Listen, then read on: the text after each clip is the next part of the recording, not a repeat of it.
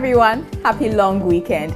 This is the Independence Day edition of News Generation. Coming up, highlights of Independence Day and what the day means to you. Also, 20 first-year senior high school students awarded by the president. And we visit Dago, a community in the eastern region. They have never had light. We tell you how life is like there. My name is Efua Akwa Harrison. Please stay with us. Remember, you can catch up with us on social media. It's facebook.com/NewsGenerationGH. We're also on Twitter @NewsGenG8. 58 years. That's how old Ghana is. Hooray! It is the day we celebrate our freedom as a people. Thousands of Ghanaians, including school children, featured prominently in the celebrations. So what does Independence Day mean to you? You've been practicing since February, right? And on the D-Day you couldn't make it. How do you feel now? I feel bad. I feel so bad. How long have you been practicing? I think about 6 or 5 days. 6 or 5 days. And you were prepared for this day, right? Yes. Did you even sleep last night? Yes, I slept. But you were dreaming about today? Yes. As early as 6:30 a.m., hundreds of Ghanaians from all walks of life had started filling the stands at the Black Star Square. As time went on, the crowd grew thicker.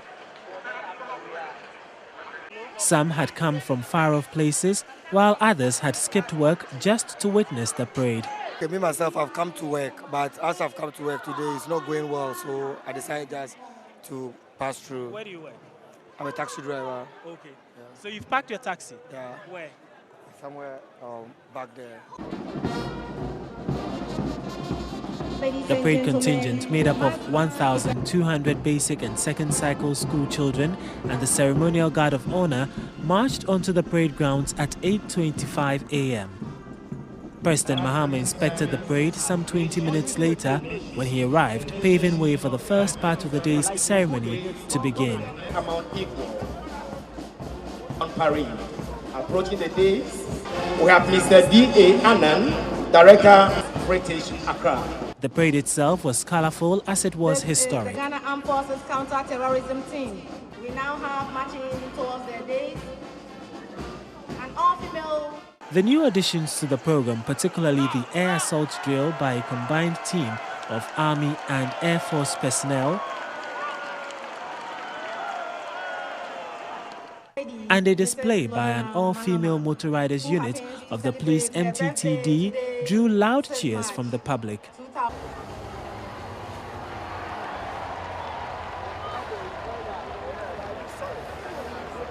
Without a doubt, Friday's parade was meant to showcase the level of sophistication of the nation's security services. And if the crowd's reaction is anything to go by, they had a great deal of fun. Nia Krofis Matabe, Joy News, Black Star Square. You know, not every Ghanaian was aware that 6 March is Independence Day. Let's have a look. What does today mean to you as a Ghanaian? We have marched. We have marched. You have marched. Yes. And then what's next? That means we are Ghanaians. When you march means you are Ghanaians. Yes. So you think Independence Day is all about marching? Today is Independence Day. What does it mean? What does independence mean? I forgot. You forgot it. But did you go and march? Yes. Why? I don't know. My sister said I should march. No, you just said you should go and march. That's why you went to march. And what day is today? Today is 6th of March, Independence Day. What does independence mean? It means that the day Ghana became a republic. Okay, so not all school children get the chance to celebrate the Independence Day at a parade. So children of the Barnes Memorial Institute celebrated in a different way. They marked the day with a cultural display from all 10 regions of Ghana. A place where the pride of youthful age life of Sadefo, our founder, was a man who understood that education was the only key to success. It is another time to remember Ghana's heroes. Edward Akufo-Addo, one of the big things, was born at Ekropon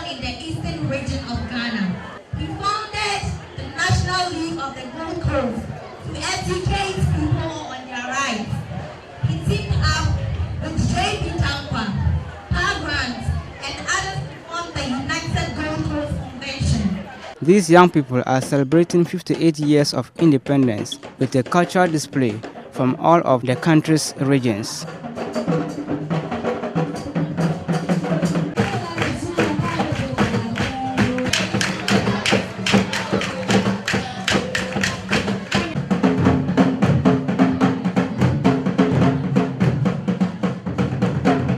These are all different kinds of Ghanaian cultural practices.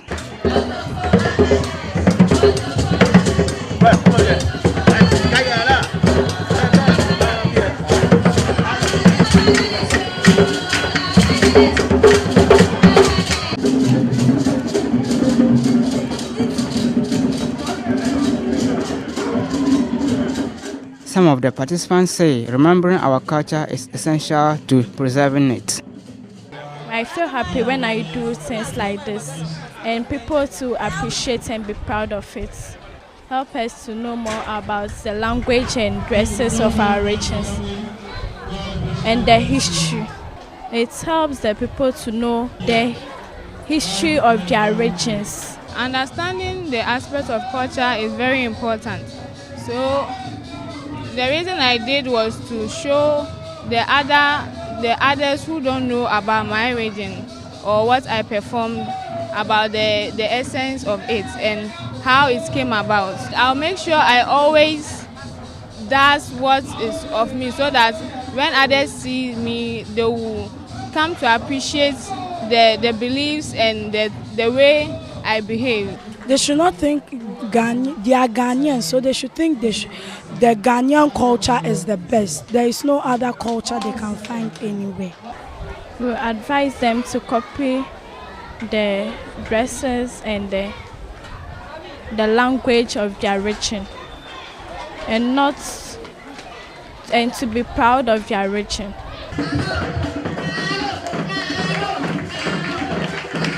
So we all know by now that Ghana is a year older, 58 years. But what has the country achieved? We spoke to some students of the St. Paul's Lutheran School.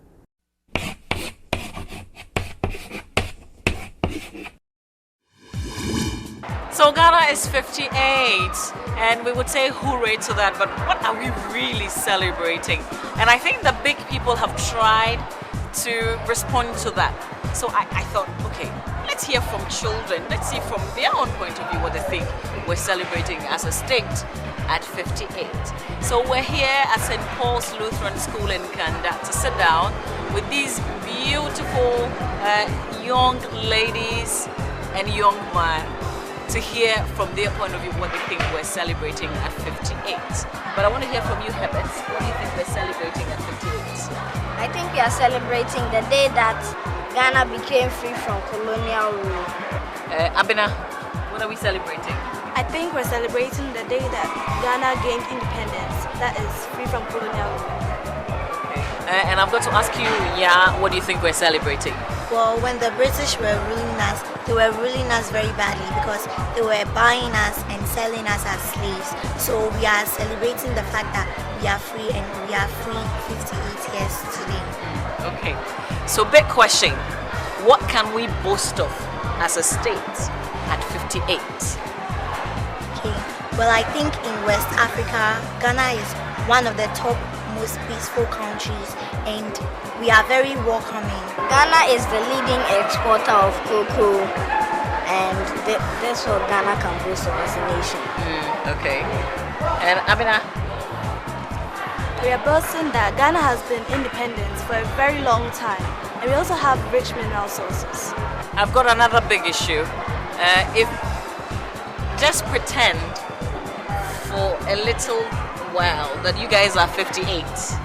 So I want to ask you, at 58-year-old man, what would you be thinking about? What would be going through your mind, Herbert? How I'll survive without any income, how my children will be, I'm thinking about a lot of things, how I'll be able to live on my own without getting any source of income, what I'll be able to do if I can't survive. Okay, because obviously at 58 you'll be nearing retirement, so I can understand. Abina, what will be going through your mind at 58? Well, I've been thinking of whether my children will be in good hands, how secure my family will be, and what I will do if I have no income, how I'll be able to survive. Okay. All right, let's get your take. Okay, obviously, like you said, I'll be thinking of retirement and I'll be reflecting on my life.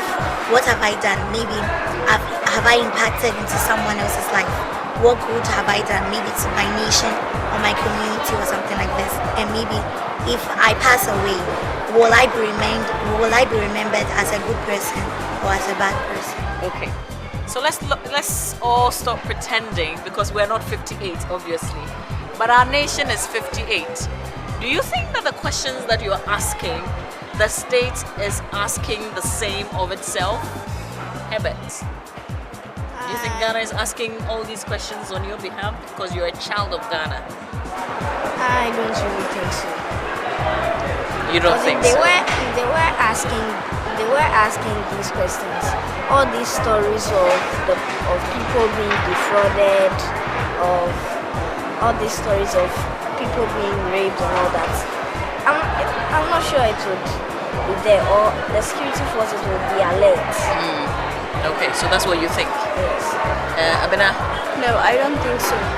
Because there are some children on the streets and they are walking about, they have nothing to do, they have no food, and they are poor, they have nothing, and the state doesn't provide the basic needs that they need for them to survive.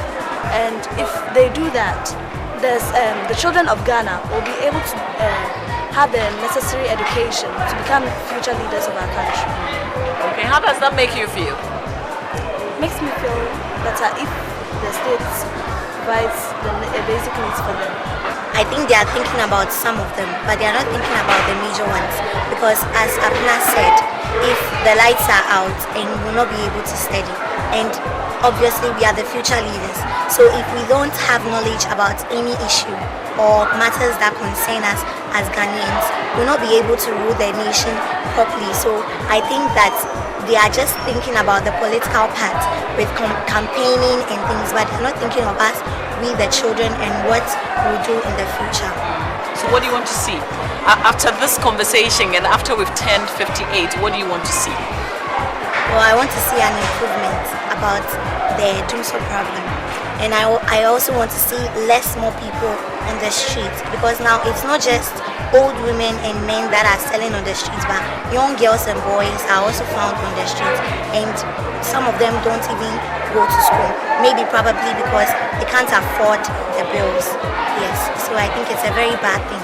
Okay, all right, so I want to say thank you to all of you. Really, thank you for agreeing to speak to me. This is Ampoma, okay, and that's Herbert, and that's Abina Konedu. I will never forget. Thank you. And they are all 12 years, really amazing.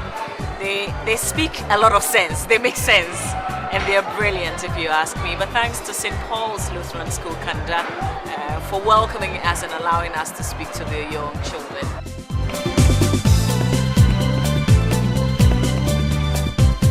Would you like a tablet computer? That would be cool, right? Well, 20 first-year students of different senior high schools got that and more at the President's Independence Day Awards. Odrotoko Frank from the Boise district of the Ashanti region, a former student of the St. Augustine School and presently a first-year student with the Prempeh College, Kumasi. 14-year-old Frank is one of the 20 students who received the President's Independence Day Prize. He is the youngest of the group, but that didn't make his journey easier. Before we had to get to this place, we had to go through a series of interviews, and believe me, I was very, very afraid because I knew I wasn't going to qualify. That was the perception first, but after I qualified for the district, I knew I could do it. Frank and his friends got to meet the Vice President for the first time. and were the first recipients to get a tablet computer. They also got a scholarship and some other prizes. I feel very excited, though at first I was shivering, but I felt normal because he's also a person like me, just that he's a higher dignitary. So I just saw him as one of my own fathers, and I approached him with much confidence. The oldest amongst you? Yes, please, I am. Does that make you feel? Somehow I feel bad, but then I think it's all well because it's not about the age, but it's about what you choose to make yourself. Being one amongst 7 children, the only person being educated, and then God really lifted me here to this far, I would say it is my most privilege. God has really made me who I am today. Education is the key to success. Humble yourself. I've been raised to a status because now I was somebody nowhere. I competed with so many people. Definitely some people might be better than me, but God has granted me the blessing. He has blessed me to this level. Now I have things I've made a gap. So it will be difficult for them to break the gap now. This award is only going to motivate me to achieve greater heights. What are you going to use it for? Actually, I'll use it to communicate with people. I use it for so many things. To read ahead. At times I can acquire more information on the internet, to communicate so that information that I acquire, I can disseminate it to my friends. The President's Awards are meant to reward pupils who did well in the BECE, were good in co-curricular activities, and were module pupils. Every year, 2 students are selected from each region to receive the award on the day before the Independence Anniversary celebrations. Now, ever wondered how it would feel like to live in a community that lacks most of the basic social amenities in life? For many people, it would be very strange to experience that. But in the midst of all these challenges, we meet a young girl who wants to become somebody in future despite her circumstances. My name is Ophelia. I am 14 years of age. I come from Dago in the Eastern region. I'm attending school at Dago LAGHS. At Dago here, the major occupation here is the farming. Aside that, we have people who are carpenters, masons, seamstresses, and other things.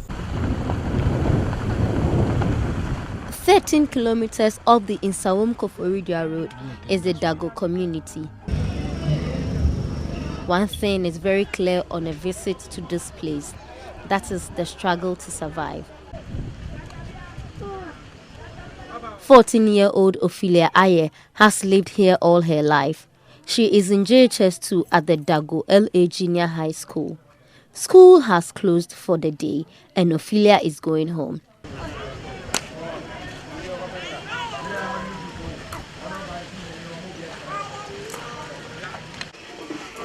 At home, Ophelia performs her duties without complaints.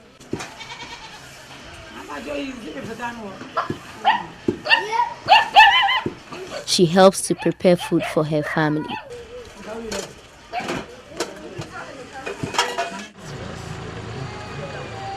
At night, the entire Dago community turns dark and silent.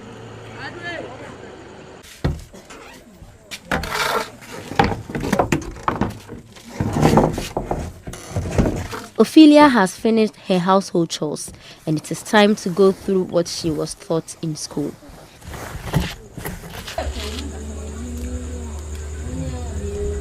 She has to rely on torchlights to do so.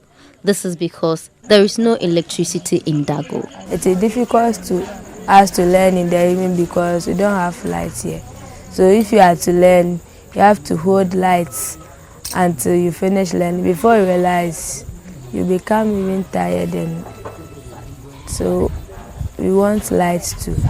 Due to this, the teachers are staying away because there is no light.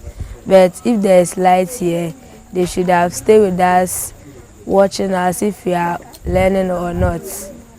So I think when the light comes here, the teacher will come and stay here and watch us so that we will learn hard.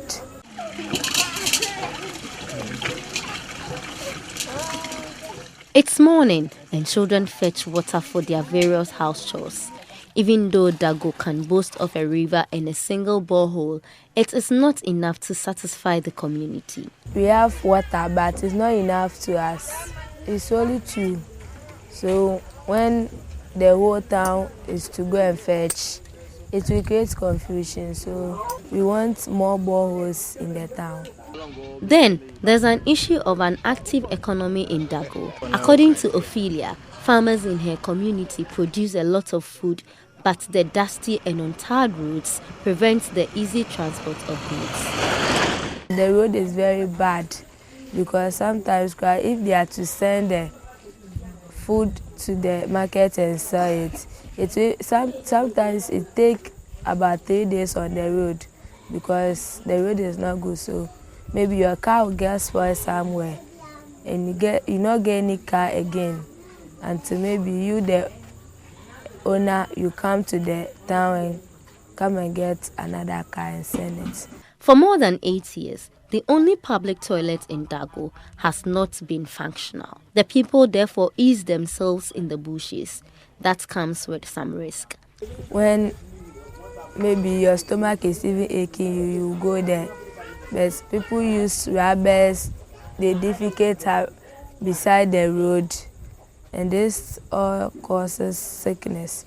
She believes with the needed help and encouragement from her parents and teachers, she can become someone important in the future. How would you feel if the Independence Avenue symbol was destroyed? It would be a sad thing for Ghana's history, right? Well, terror group Islamic State is on the world's eye. This time around, they have been destroying historical artifacts in Iraq.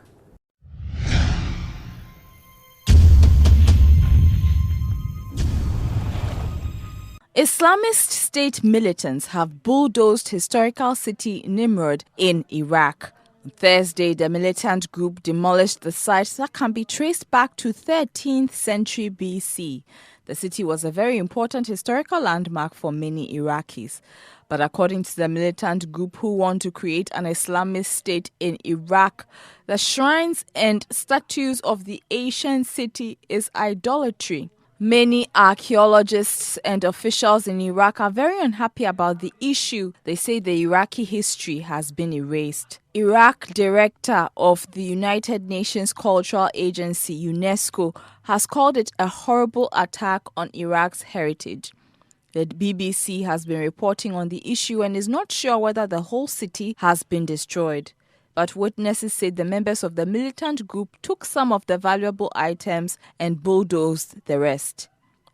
The Iraqi Tourism Ministry is calling on the UN Security Council to discuss how to protect the cultural heritage of Iraq. At least a lot of the artifacts that were on the site were moved to museums in Baghdad and other countries overseas before the incident. This means the Iraqi people at least have some of their history intact.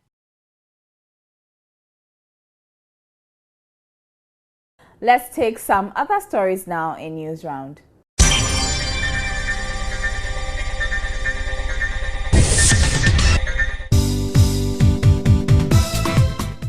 The National Peace Council says it hopes to solve the tension on faith in schools by the end of March. Just over 2 weeks ago, a group of Muslims in Takoradi went to the streets to protest being forced to observe Christianity in schools. The Peace Council is expected to hold a press conference on Wednesday to announce how it will resolve the issue. Ghana has won the Resolution Project Award at this year's Harvard National Model United Nations. It is the second time in 2 years that the Ghana delegation has won the award. They won funding of $1,000 on a concept that highlights the social need of orphans in Ghana. The project was led by Joyce Danso and supported by Mina Jiman, both students of the University of Ghana, Legon, and Alfred Godwin Ajabing from the University of Cape Coast. Liberia has released its last Ebola patient. According to the World Health Organization, Liberia has gone a week without any new cases of the virus. 58-year-old Beatrice Yadolo left a Chinese-run treatment center in the capital, Monrovia, after 2 weeks of treatment. nearly 10,000 people have died from Ebola.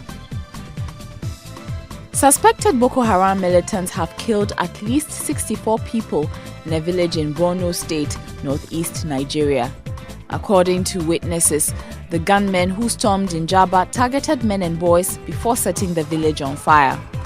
The raid happened early on Tuesday, but was not reported immediately because of how far the area is.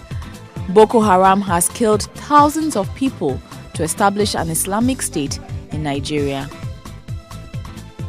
A toilet that uses human urine to generate electricity is being tested in Bristol, United Kingdom. This is to see if the technology could power lights in refugee camps. Students at the University of West England, Bristol, have been working with the charity Oxfam to build the urinal. They are currently testing at the university's grounds. The technology, if successful, could be used to provide light for toilets in refugee camps where electricity is scarce. 17-year-old Olympic gold medalist Martha Bisa has reportedly rejected a sports scholarship to the United States. According to the Ghana Athletics Association, Bisa was supposed to leave Ghana earlier this year after the necessary processes had been completed.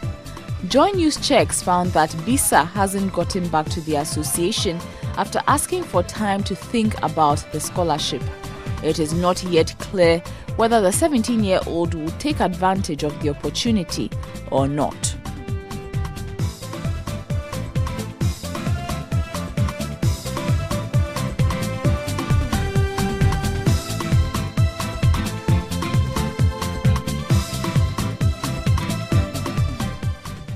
And that's it for this edition of News Generation. Thank you so much for staying with us.